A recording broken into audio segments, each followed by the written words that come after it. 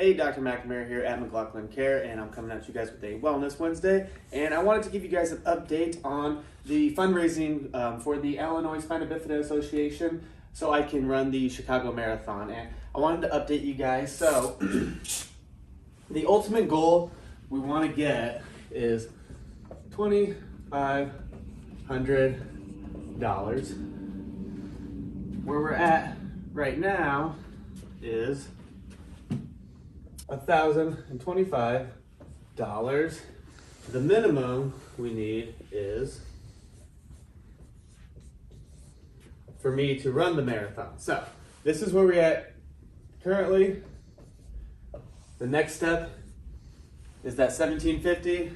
That's guaranteeing that I'm running 26 miles for the Illinois Spina Bifida Association. So this is the minimum we got to get to.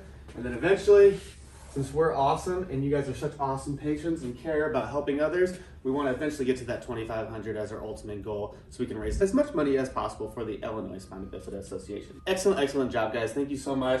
We're already almost halfway there to the total goal, and we're over halfway for the minimal goal, so we're doing an awesome job. Just wanted to update you guys and say big thanks because you guys are doing a great job. I also want to talk about what this research is actually going to go towards. So where is this money going towards?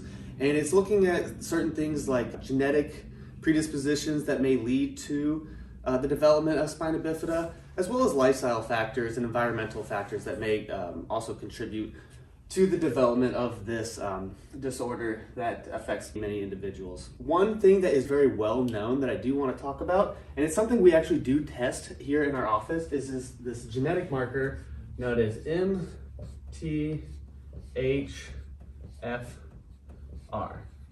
Now, it looks like a bad word from a distance, but what it actually stands for is methyl tetrahydrofolate reductase, and that's a specific enzyme that is responsible for reducing folate and folic acid into its active form so it can actually be used in the body to reduce inflammation, as well as a number of genetic processes for like DNA formation.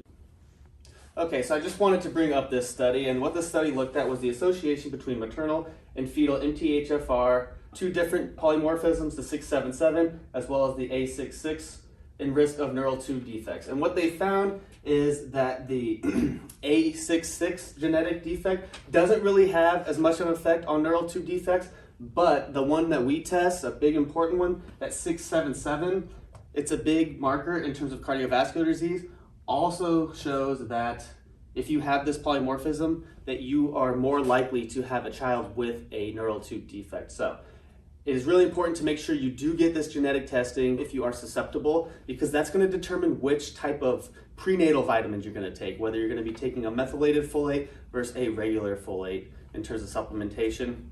We also want to look at, when just talking about folate in general, our B12 levels. That's something we always look at when we do labs here, because we want to make sure that we are not deficient in B12, because if we're supplementing with folate, that might mask that deficiency. So we just want to make sure all those levels are doing good. You can take the proper vitamins to have the healthiest child possible. So without further ado, I do want to present to you guys another little thank you video that the Illinois Spina Bifida Association provided me with. Without further ado, here is Matt Larson, the Executive Director of the Illinois Spina Bifida Association.